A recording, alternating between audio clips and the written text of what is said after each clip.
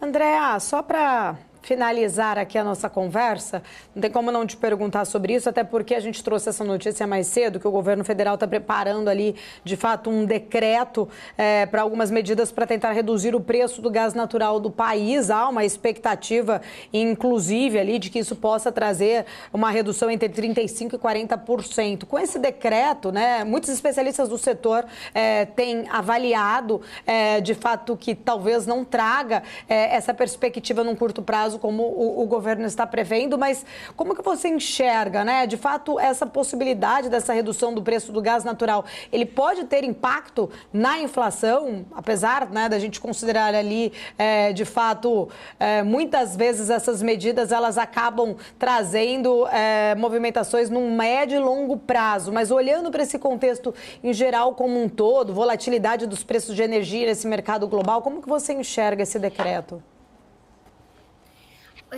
Paula, bem lembrado, né, que acabou de sair o decreto hoje. Na inflação direta, no IPCA, o efeito direto de gás é muito pequenininho. Então, assim, o impacto é como se quando a gente fala muito, um bom paralelo que a gente fala, lembra quando a Petrobras reajusta a gasolina ou reajusta o diesel, né?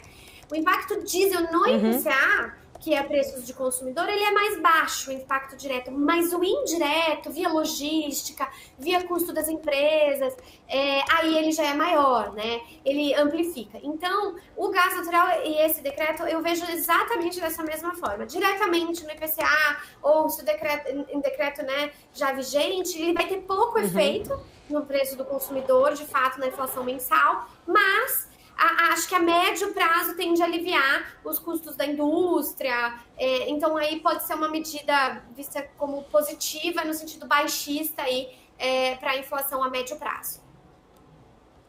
Maravilha, Andréa Ângelo, quero agradecer, sempre muito bom falar contigo, obrigada pela sua presença, até uma próxima oportunidade. Obrigada a vocês, o prazer é meu e boa semana a todos. Obrigada, ótima semana para você, todo o time da Warren Investimentos também, sempre trazendo, né, grandes especialistas aqui com a gente, trazendo visões importantes. Quero já aproveitar esse gancho, voltar aqui com o Vandique Silveira, está aqui do meu lado. Vandique, aproveitando, né, essa questão desse decreto, queria, em primeiro lugar, saber de você se você vê isso como uma interferência de fato no setor, ali numa tentativa, né, de baixar o valor através dessas medidas que estão sendo anunciadas, e quais riscos, inclusive, ali de insegurança jurídica, né, que a gente vê aí do jogo sendo mudado, dessas intervenções acontecendo, principalmente com esse decreto, poderia trazer para o ambiente de investimentos do Brasil?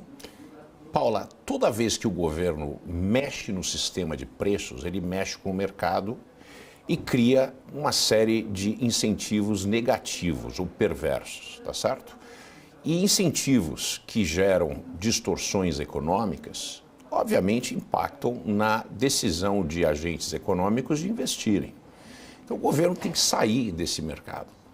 O governo não tem nada a ver com o mercado de combustível. Não é função do governo, existe um mercado para isso. Não existe impedimentos além das regras brasileiras para que agentes econômicos façam investimentos nessa área. Então, a ausência do governo nesse tipo de atividade traria investimento maciço no mercado privado. E o sistema de preço seria ajudado, né? Ele seria mais transparente se a gente tivesse maior participação de entes sem nenhum interesse político. O interesse do governo é segurar a inflação de todas as formas possíveis, de todas as pontas possíveis, para evitar de ter que mexer com o que realmente conta, que é o fiscal, que são repasses, recorde, que são os gastos e o déficit nominal recorde, o déficit primário recorde, especialmente numa época fora de uma pandemia ou de algo que seja uma situação anômala. Então, o Brasil hoje gasta mais do que gastava durante a pandemia. Bandique, toma sua água aí, fica tranquilo. Vamos lá, deixa eu só atualizar, né? Já que a gente está falando aqui de fato sobre este tema, o Conselho Nacional então de Política Energética aprovou novas regras para a técnica de reinjeção de gás da Venezuela, PPSA. Os atos foram assinados por Lula, pelo presidente Lula, o ministro Alexandre Silveira, ministro de Minas e Energia, que autorizaram, então, a estatal daquele país a comercializar o combustível diretamente no Brasil. Olha só, então, o Conselho Nacional de Política Energética aprovando, dentre todas as novas regras, nos quais aqui estávamos discutindo anteriormente, a técnica de reinjeção de gás da Venezuela, o PPSA.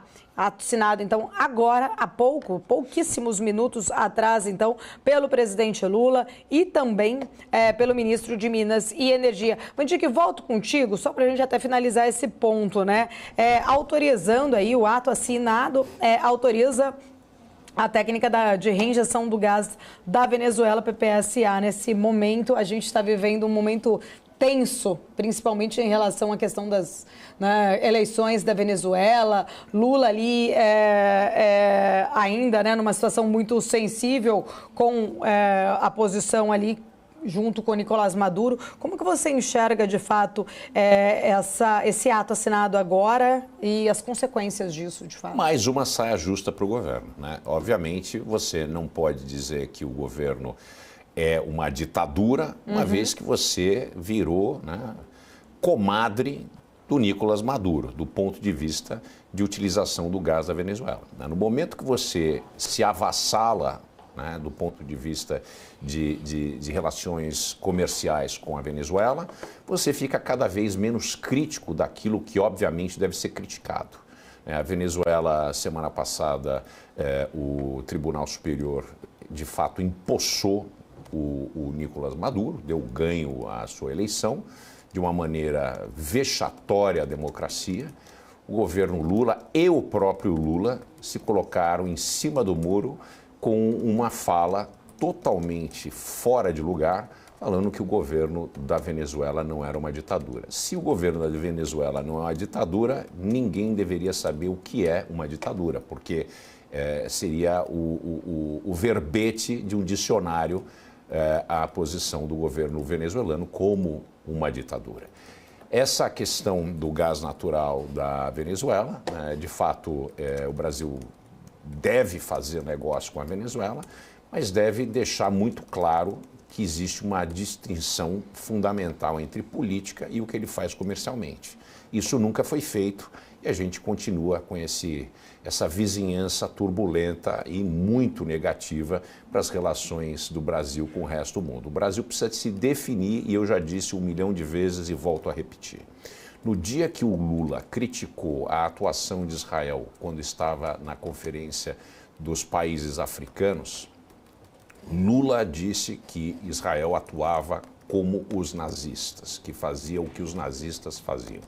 Naquele momento, o presidente Lula colocou o Brasil fora do mundo livre, fora do Ocidente, se posicionando ao lado de terroristas e de um grupo de países que não estão no rol das democracias liberais do mundo. Tanto é que entre os países presentes naquela conferência não havia uma única democracia. Maravilha, Vandique, obrigado pelas informações por enquanto. Vandique continua aqui com a gente na bancada, ainda tem muito